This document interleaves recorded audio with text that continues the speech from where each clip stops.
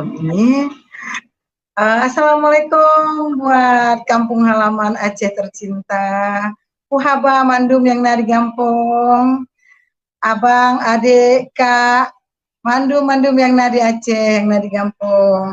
Semoga sehat walafiat selalu dan selalu sabi Allah sertai di dalam setiap perjalanan. Saudara-saudara Long yang nari gampong. Salam damai sejahtera, puji Tuhan, saudara sekalian dimanapun kita berada. Video ini saya dapatkan dari channel Jeremia Seminggar yang telah membagikan bagi banyak orang. Dan saya merasa bahwa kesaksian ini memberkati banyak orang dan saya ingin bagikan buat teman-teman semua. Biarlah kita saksikan dari awal sampai selesai. Di mana warga Aceh, seorang ibu yang telah memberi kesaksian dalam video ini, ia bangga sekali bahwa salah satu orang Aceh yang telah percaya dan mengenal Yesus Kristus sebagai Tuhan dan Juru Selamat dalam kehidupan mereka. Teman-teman, saya percaya bahwa mencari jiwa untuk Tuhan Yesus, membawa jiwa untuk Tuhan Yesus tidak perlu berbagai macam cara. Hanya kita mau bersaksi dan kita mau berani beritakan Injil. Setiap orang akan dilawat Tuhan, setiap orang akan diberkati. Seperti kesaksian seorang ibu di dalam video berikut ini. Langsung aja kita tonton. Dan saya dulu berkerudung, tapi saat ini saya sudah tidak berkerudung, Pak. Saya menyatakan cinta kasih Tuhan pada malam ini, saudara-saudara. Saya asli Aceh dan orang tua saya juga salah satu imam di kampung saya, tapi Tuhan Yesus memilih saya. Artinya pada tahun 2010 saya pergi ke Jakarta dan kepergian saya ke Jakarta untuk main, ya istilahnya kita orang Aceh mau lihat-lihat Jakarta. Kebetulan juga saya punya anak 4. Waktu itu anak saya mau masuk kuliah, saya pergi ke Jakarta untuk anak saya masuk kuliah. Tapi lain rencana saya, lain rencana Allah Subhanahu wa taala pada waktu itu. Saya tinggal di Aceh, di Jakarta, tidak kembali lagi ke Aceh. Saya menetap di Jakarta dengan berbagai kegiatan untuk biaya menyekolahkan anak, saya berdagang, saya bisnis, saya lakukan apa yang bisa yang menghasilkan uang. Tetapi bukan berarti waktu itu saya melakukan hal-hal yang salah, yang melenceng dari baik dari agama maupun dari yang ditetapkan oleh penegak hukum. Saya melakukan hal yang biasa, berdagang, memperjuangkan pedagang kecil yang digusur-gusur oleh developer, saya perjuangkan untuk sampai mereka bisa punya tempat untuk berdagang. Tapi di situ saya bisa hidup dan juga saya punya bisnis. Namun di satu teman bisnis saya itu kebanyakan dari Kristen. Saya selalu menghina mereka. Setiap hari saya mengatakan, kalian setiap hari nyembah Tuhan yang digantung di kayu. Hari gini punya Tuhan gak pakai baju, mikir dong, cuma pakai celana doang. Saya selalu setiap hari ketemu teman-teman, tapi teman-teman saya yang Kristen tidak pernah menjawab saya. Malah mereka tersenyum dan tertawa. Gitu. Tapi saya juga entah kenapa ya, saya berteman, mungkin salah pergaulan juga, membawa saya menjadi punya kasus. Di tahun 2014 saya punya kasus dengan kasus narkoba. Apapun ceritanya, saya mau menyalahkan orang lain, mau menyalahkan diri sendiri, itulah kenyataan yang terjadi pada saat itu. Sehingga pada suatu hari Jumat, bulan Juli 2014, saya ditangkap polisi. Begitu saya ditangkap polisi, saya dibawa ke Polres. Saat itu saya berpikir dunia sudah hancur bagi saya. Kehidupan ini sudah tidak ada lagi bagi saya. Saya berpikir masuk penjara itu adalah suatu kutuk dan sudah habislah hidup ini. Yang saya pikir waktu itu bagaimana cara mengakhiri hidup saya. Yang saya pikir setiap hari Jumat saya ditangkap, dimasuk sel malam minggu. Saya membayangkan, saya berpikir saat orang-orang lain tidur, saya berpikir bagaimana caranya untuk bunuh diri ya, atau untuk kabur. Tapi itu suatu hal yang tidak mungkin untuk bisa saya lakukan. Dan nggak mungkin saya bisa lakukan sebagai seorang wanita, saya melakukan, nggak mungkin. Namun pada malam minggu saya dimasukin dalam sel, pada hari minggu pagi dibuat pengumuman oleh polisi di situ, siapa yang mau pergi ibadah silahkan bersiap-siap. Nah, di saat dengan pembicaraan lahan parkir di Kelapa Gading, Pak. Pada waktu itu, begitu saya turun dari mobil, saya nyebrang jalan, saya mau masuk ke salah satu warung gitu. Di depan warung itu ada mobil Jazz warna merah waktu itu. Nah, mereka menarik saya masuk ke dalam mobil. Dua orang. Dan mereka tanya, saya nggak punya itu. Saya bilang, tapi karena saya jalan pakai mobil saya digeledah, dan mereka bilang saya punya, dan itu dengan ukuran kecil, tapi demi Tuhan saya tidak menyimpan itu pada waktu itu saya nggak menyimpan, tapi mereka ada menunjukkan sesuatu benda sama saya, itu cuma sedikit. Dengan jenis sabu-sabu, dan saya dibawa ke kantor polisi, ke Polres. Itu saya sudah pasrah, tidak bisa berkata apa-apa, dan saya juga tidak tahu harus ngomong apa. Saya terima saja kenyataan itu, dan setelah pemeriksaan ditanya-tanya itu, saya hari Jumat ditangkap, malam Minggu saya dimasukin sel. Masukin sel wanita pada waktu itu malam Minggu jam 8 malam. Saya istirahat, besok pagi saya bangun pagi-pagi, saya lihat ada satu wanita, kebetulan dia cemas. Saya tanya sama dia, kamu siap-siap mau kemana? Mau ibadah. Nah, ada pengumuman siapa yang mau ikut ibadah siap-siap. Nah, saya tanya sama dia, saya boleh ikut ibadah sama kamu? Ya, dia bertanya sama saya, agamanya apa? Muslim, saya bilang. Boleh ikut nggak? Kalau mau ikut nggak apa-apa, kata dia.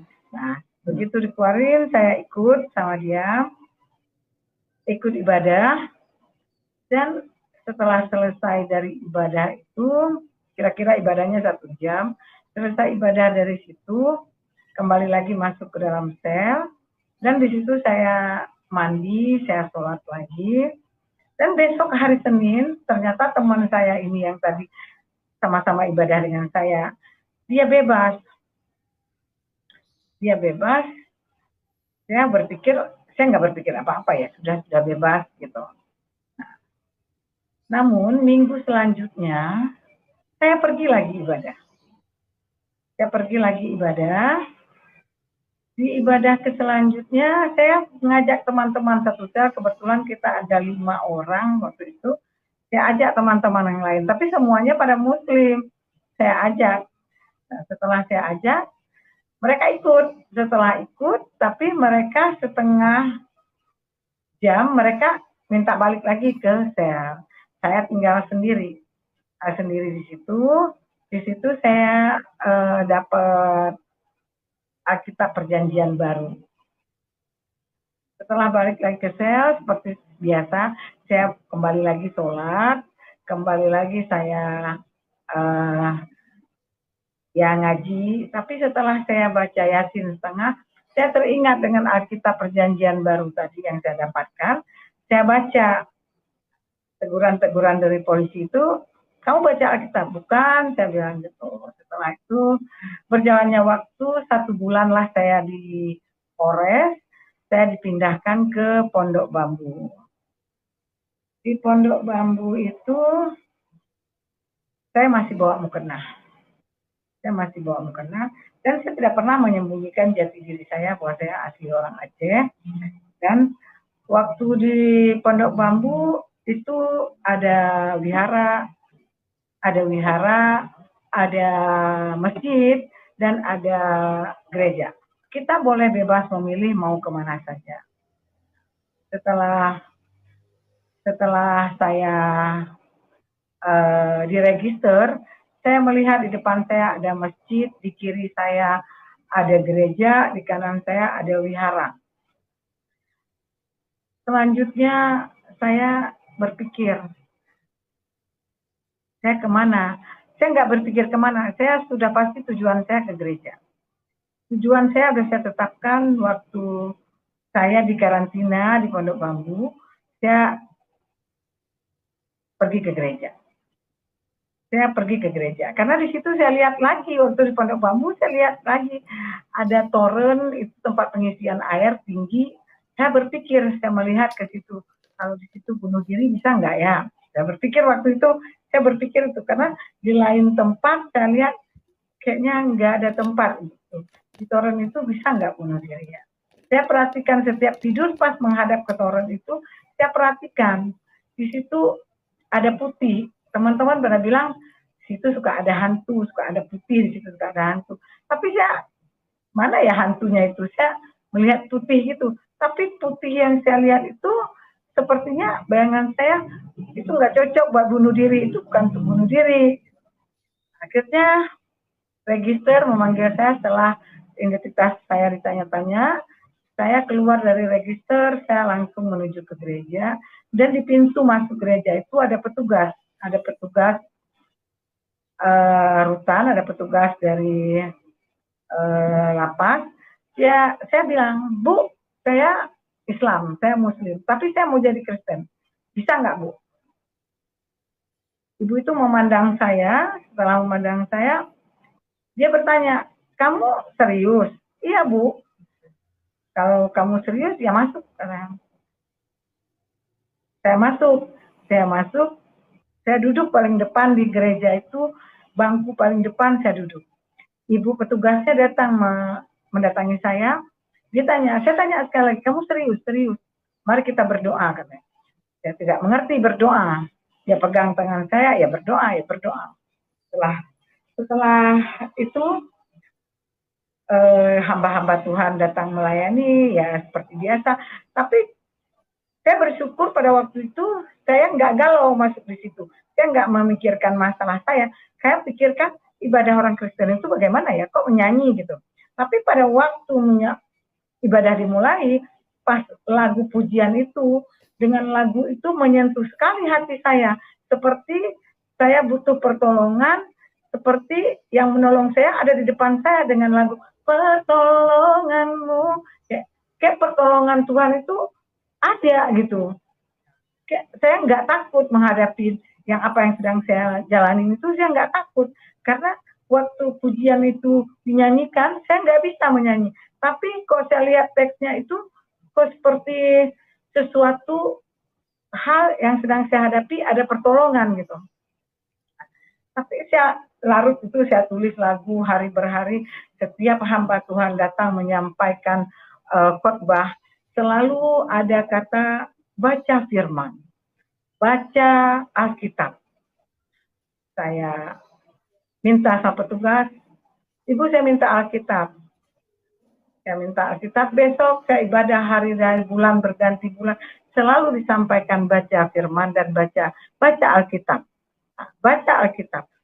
Saya pulang ke blok, ke kamar, saya mulai ambil Alkitab yang dikasih tadi, saya mulai buka dengan Alkitab. Ya buka Alkitab itu, kalau dulu di Polres saya udah baca Alkitab Perjanjian Baru, itu dimulai dengan Matius.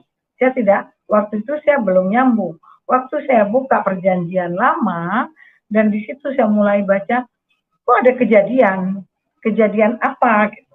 Kejadian apa yang ada di Alkitab? Mulailah saya baca, mulai dari pasal pertama, saya tertarik sekali dengan Tuhan menciptakan apa pada hari pertama. Tuhan menciptakan apa pada hari kedua, pada hari ketiga dan selanjutnya.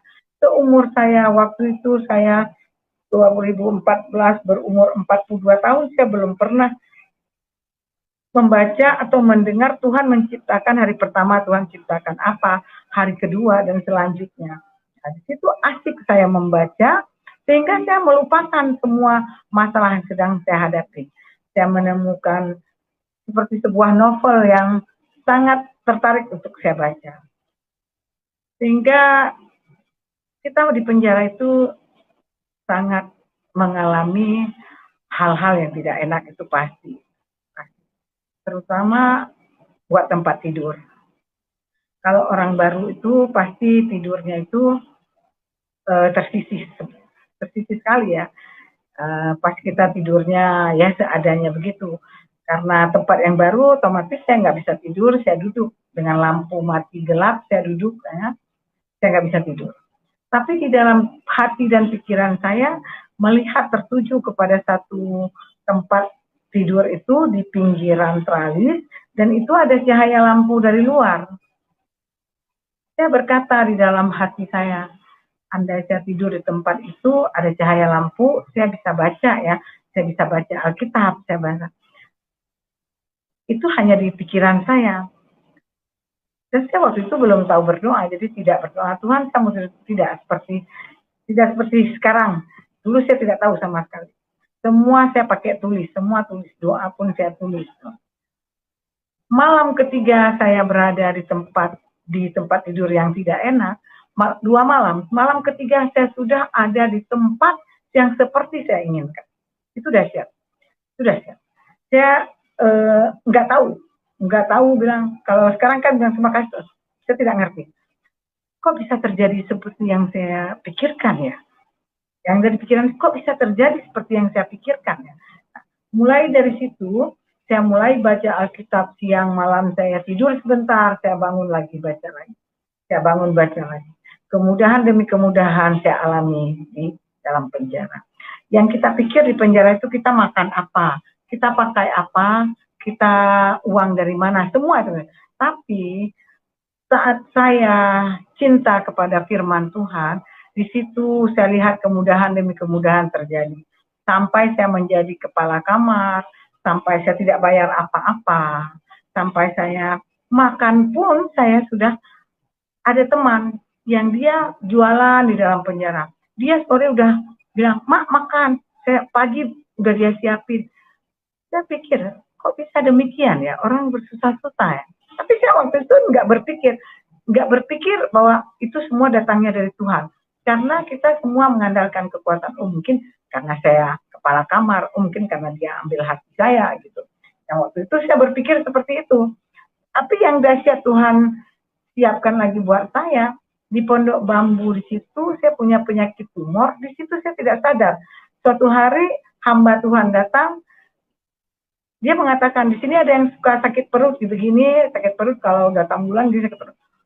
Saya berpikir itu seperti saya yang dikatakan, tapi saya nggak mengerti waktu itu, sehingga petugasnya datang ke tempat saya karena dia tahu saya sakit tumor, dia datang, dia mengatakan itu kamu. Saat itu saya benar-benar terkagum,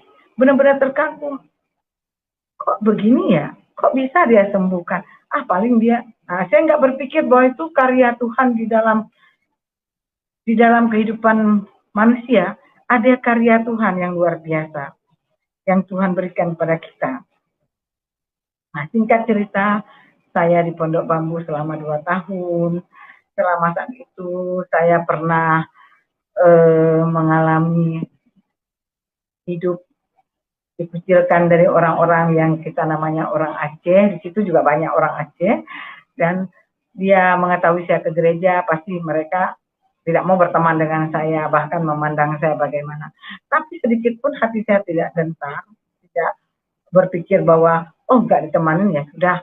Tapi hal-hal yang ajaib di balik itu saya temui. Ada satu orang Aceh juga, dia datang kepada saya karena dia baru masuk. Dia tanya, Maci orang Aceh? Iya, saya bilang saya orang Aceh. Setelah cerita-cerita saya orang Aceh, saya berkata sama dia, kamu jangan kaget ya bila melihat saya besok pagi saya ke gereja. Daripada kamu dengar sama orang, saya ngomong sama kamu. Oh gitu ya, kata dia. Ya, saya pakai bahasa Aceh ngomong sama dia. Terus besok paginya, dia sudah siap-siap pakai baju, dia bilang, Maci, saya juga ikut ke gereja. Oh, saya bilang, ayolah kalau begitu. Nah, kami sama-sama menghadapi tantangan di penjara dengan dia. Namun Tuhan berencana lain buat saya. Lagi cinta-cintanya saya dengan hukuman saya waktu itu divonis 5 tahun dan di Pondok Bambu tidak diterima hukuman 5 tahun. Dipindahkanlah saya ke Semarang. 2 tahun penuh saya belajar di Pondok Bambu, belajar tentang pujian, belajar tentang siapa itu Yesus, kenapa itu Yesus disalibkan, kenapa Yesus itu Tuhan, dan kenapa Roh Kudus. Kalau saya dulu kan belajarnya Rohul Kudus, tapi di sini Roh Kudus. Dan saya cari tahu, saya cari buku, belajar. Saya tidak menerima begitu saja juga tidak. Karena dengan kekentalan saya, tapi saya ingin tahu, ingin belajar siapa itu Yesus. Siapa itu yang disalibkan? Kalau selama ini kan pikiran saya berpikir itu bukan Tuhan Yesus yang disalibkan. Tapi saya hingga mengatakan, mungkin saya minta maaf kalau mungkin saya mengatakan Kristen itu kafir. Dan kok mereka bisa bilang kafir dan saya sendiri juga bilang kafir. Kenapa saya tidak cari tahu, tidak belajar dulu, baru saya bisa membuat keputusan itu kafir atau tidak. Sehingga saya belajar, mencari tahu, mencari buku-buku tentang Roh Kudus. Saya dipindahkan ke LP Wanita Semarang. Di dalam perjalanan ke Semarang, saya berdoa, berkata sama Tuhan, Tuhan, saya percaya ada sesuatu hal yang Tuhan mau tunjukkan kepada saya di LP Wanita Semarang. Berangkat dari Jakarta ke Semarang, ya tetesan air mata itu pasti ya. Tapi saya selalu dibilang berdoa, tapi saya ngomong sama Tuhan. Tuhan kuatkan saya, mampukan saya menghadapi semua tantangan yang Engkau berikan di Semarang nanti.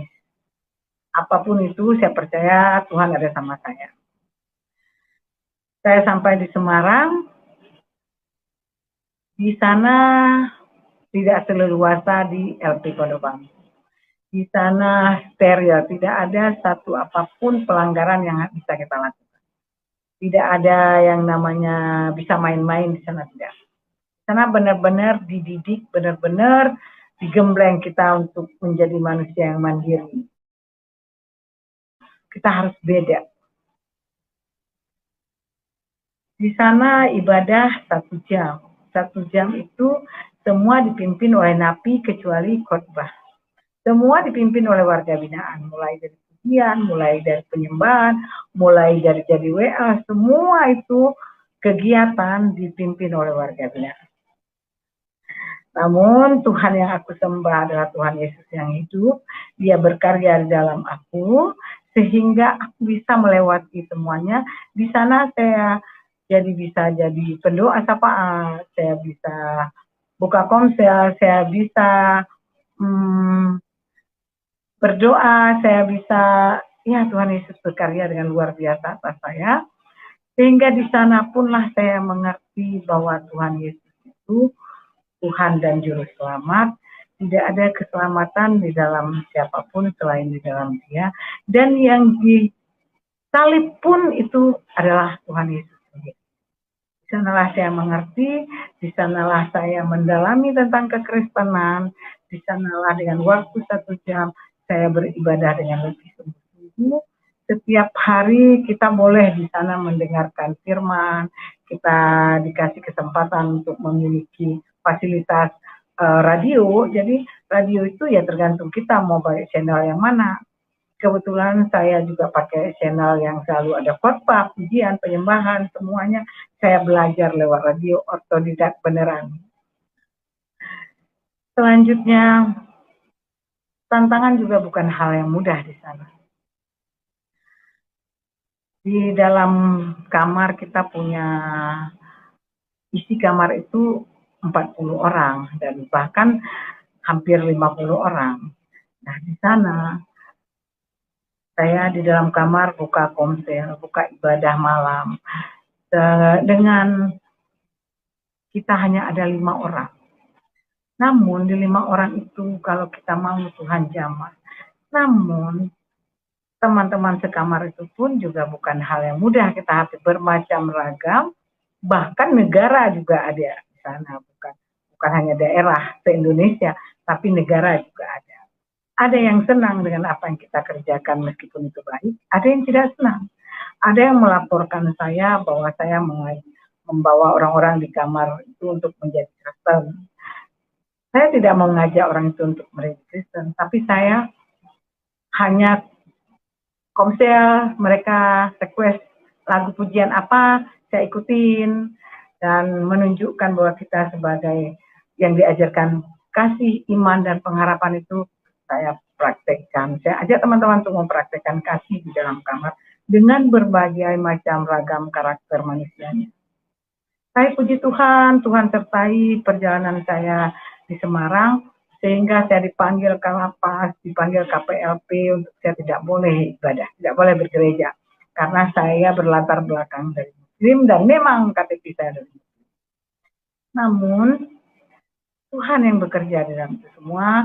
Petugas minta syarat saya harus ada surat dari keluarga. Pernyataan dari keluarga bahwa saya sudah bukan lagi Islam, tapi saya sudah menjadi Kristen. Oke Bu, saya bilang. Saya tadi bertanya, apakah surat itu Bu untuk mempertanggungjawabkan saya? Karena setahu saya sudah berusia di atas 40, itu saya sudah bisa mempertanggungjawabkan diri saya di hadapan Tuhan dan di hadapan manusia. Apakah masih perlu surat seperti itu? Oh perlu. Oke. Tuhan bekerja lewat anak-anak saya, memberi izin kepada saya, dan mereka mengirimkan surat pernyataan bahwa orang tuanya sudah Kristen, sehingga saya kembali lagi boleh ikut ibadah sampai saya menyelesaikan pendidikan saya di sana 2 tahun. 2 tahun di Semarang, 2 tahun di Pondok Bambu. Saya bebas tahun 2018. 2018 saya bebas, saya kembali lagi ke Aceh. Karena saya masih punya orang tua. Saya kembali lagi ke Aceh. Orang tua saya dalam keadaan sakit, kembali saya pimpin orang tua saya, membisikkan di telinga orang tua saya bahwa Yesus Kristus adalah Tuhan dan Juru Selamat. Orang tua saya dipanggil Tuhan, saya membuat kesimpulan kalau saya berada di sana iman saya akan mati. Saya juga baru bertumbuh di dalam Tuhan, saya harus kembali ke Jakarta. Saya kembali ke Jakarta dengan biaya nyadong. Kalau bahasa nyadong itu Pak, bahasa penjara minta sana sini untuk saya bisa kembali ke Jakarta untuk melanjutkan iman percaya saya kepada Tuhan. Saya tidak pikir Pak waktu itu saya harus makan apa, harus tinggal di mana, harus gimana, saya nggak pikir. Yang saya pikir adalah saya ingin melayani. Saya ingin melayani Tuhan. Tapi nggak kepikir dengan tantangan itu saya nggak pikir sama sekali Pak. Karena waktu tantangan di sana aja saya bisa lewati 4 tahun penjara, masa di luar saya nggak. Masa saya punya saudara-saudara seiman yang nggak mau peduli sama saya, kan nggak mungkin. Burung aja dipelihara Tuhan, yang tidak menanam, tidak menuai, masa saya biji matanya saya tidak dipelihara Tuhan. Saya melangkah, membuat kesimpulan pergi ke Jakarta. Ternyata sampai di Jakarta, dahsyat dan luar biasa, tantangan demi tantangan saya hadapi, tapi saya nggak bilang itu pencobaan, tapi semua adalah proses. Kalau saya mau diproses Tuhan, saya nggak boleh protes. Saya jalani proses dari Tuhan, saya hadapi semua tantangan Pak, dan puji Tuhan saat ini saya ikut Tuhan Yesus, saya melayani ke penjara-penjara. Saya tidak menyerah sampai di sini Pak, karena saya tahu Tuhan Yesus mati di salib buat saya. Saya terus akan pikul salib Pak, sampai Tuhan izinkan saya kembali. Mungkin walaupun tantangan Pak dari pastilah saya sebagai orang Aceh pasti ada itu Pak. Tapi pertolongan dari Tuhan selalu tepat pada waktunya. Dan kabar sukacitanya Pak, saya mengikuti Yesus. Penyakit saya yang dari tumor tadi tidak saya rasakan lagi. Biasa hidup dia Pak sekarang sudah tidak ada lagi, dan saya telah boleh bersenyum sukacita bersama Tuhan karena dia sembuhkan semua penyakit, terutama penyakit hati. Saya bersyukur Pak, dulu saya nggak bisa mengampuni. Orang yang berlaku jahat kepada saya nggak bisa mengampuni. Pasti saya akan berkata, saya akan balas. Tapi sekarang saya bisa mengampuni. Gimanapun orang menyakitin, bagaimanapun orang berkata, bagaimanapun saya awalnya nggak bisa. Saya bilang sama Tuhan, gimana cara mengampuni? Setiap disakiti orang mungkin saya hanya bisa menangis, tapi Tuhan berkata, berbisik lewat Roh Kudus yang selalu memimpin saya berkata, lakukan bagianmu. Bagian saya apa Tuhan? Bagian saya bagaimana Tuhan? Saya dapat jawaban dari firman-Nya, mengampuni. Firman itulah firman Tuhan yang menguatkan saya, firman Tuhan yang mengajarkan saya, firman Tuhan inilah Alkitab, Injil yang saya dapatkan, yang saya percaya sampai dengan hari ini. Itu yang menyelamatkan hidup saya, yang memberikan saya pengharapan, yang memberikan saya pengetahuan demi pengetahuan tentang kehidupan ini. Terutama tentang kasih. Sampai Tuhan mengajarkan kasihi musuhmu. Saya belum pernah Pak belajar itu mengasihi musuh. Doakan musuhmu. Dahsyat, kok bisa kita disuruh mendoakan musuh?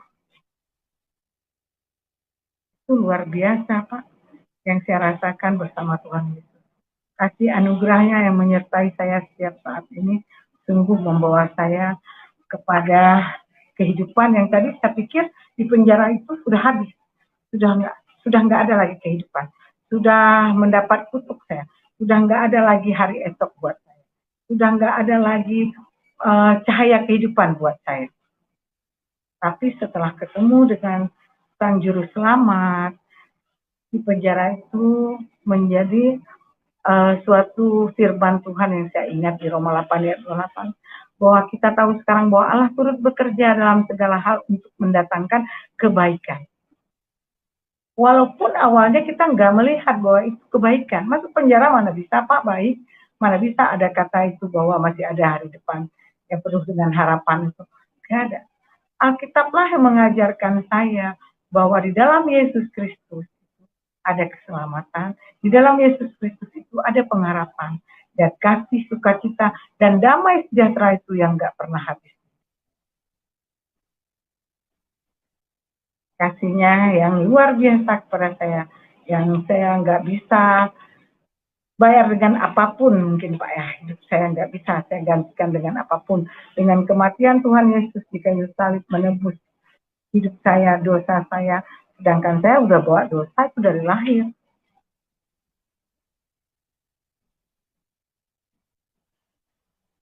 Tuhan Yesus itu sangat baik dan luar biasa buat saya.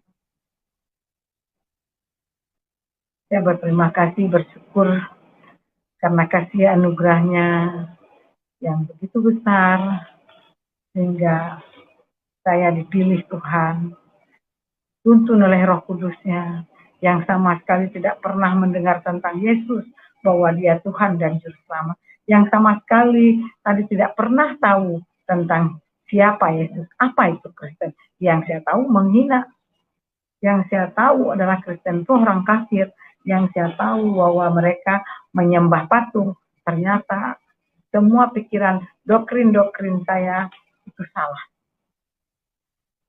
Dulu saya mungkin ya diajarkan oleh orang tua, mungkin doktrin-doktrin yang saya bawa, sehingga sampai saya ketemu Tuhan Yesus, saya berkata, saya minta diubahkan paradigma saya, cara berpikir saya. Karena selalu berpikir duluan negatif untuk orang lain, mungkin terutama untuk kekristenan, duluan berpikir negatif, duluan berpikir mereka itu begini, mereka pikiran, paradigma saya ini yang selalu berpikir salah. Karena saya tidak mau tahu, tidak mau belajar, tidak boleh pegang mungkin yang punya orang lain bukan saya punya, ya mungkin ya tidak boleh pegang Alkitab, yaitu haram mungkin yang diajarkan paradigma saya. Nah, setelah saya ubah mindset saya, cara berpikir saya, kita kan harus belajar. Sementara banyak kata-kata dari orang tua, jauh berjalan banyak yang dilihat. Kalau saya melihat-lihat saja, tapi saya tidak mengambil hikmah, tidak mengambil hasil. Masa saya udah kenal orang Kristen, masa nggak mau tahu mereka ibadahnya bagaimana, mereka sementara mereka mau saya hanya menghina. Oh, kalian punya Tuhan gini, hari gini.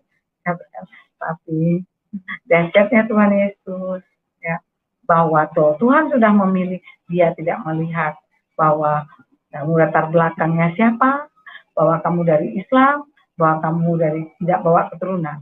Keselamatan itu tidak membawa dari latar belakang, bahwa kalau Tuhan sudah memilih dari manapun, Tuhan tetap. Kalau Tuhan sudah merancangkan kamu harus masuk penjara, ya saya dirancangkan Tuhan, bukan karena keinginan saya, tapi kalau Roh Kudus sudah memimpin kita untuk kita mengenal Dia, saya pun buka hati. Saya buka hati saya untuk mengetahui, untuk ilmu pengetahuan yang baru, bahwa siapa itu Yesus, siapa itu Kristus, kenapa dia dikatakan Kristus, kenapa dia dikatakan Tuhan. Saya belajar, saya cari tahu. Kenapa dia disalibkan? Jangan hanya kita berkata, oh dia disalibkan atau bukan, tapi belajar dulu, cari tahu dulu, baca. Membaca itu enggak salah, ilmu pengetahuan itu tuntutlah ilmu sampai negeri Cina. Kenapa ada pepatah negeri Cina? Kenapa enggak Amerika? Kenapa enggak? Kalau saya bertanya, kenapa kok Cina? Kenapa enggak Amerika? Kenapa enggak Jepang? Kenapa enggak yang lain? Kenapa berkata Cina? Ada apa di Cina? Nah, begitu saya tentang Yesus, kenapa dia Tuhan? Dasar dari mana? Saya coba belajar. Saya Islam, saya mengetahui orang tua saya mengajarkan saya dengan kental. Tapi pada hari ini, kalau saya hijrah, kalau saya menjadi Kristen, karena Tuhan menghendaki saya mengenal Dia, mengenal Tuhan Yesus Sang Juru Selamat, mengenal Tuhan yang hidup, mengenal Sang Penebus, mengenal hanya di dalam Dia ada keselamatan. Puji Tuhan, inilah kesaksian yang sangat luar biasa buat kita semua. Itulah bahwa Tuhan berjanji semua orang akan datang dan bertelut, dan semua lidah akan mengaku bahwa Yesus adalah Tuhan dan Juru Selamat. Dan saatnya penuaian jiwa-jiwa terjadi bagi Indonesia. Biarlah kita berdoa bagi jiwa-jiwa baru untuk dimenangkan.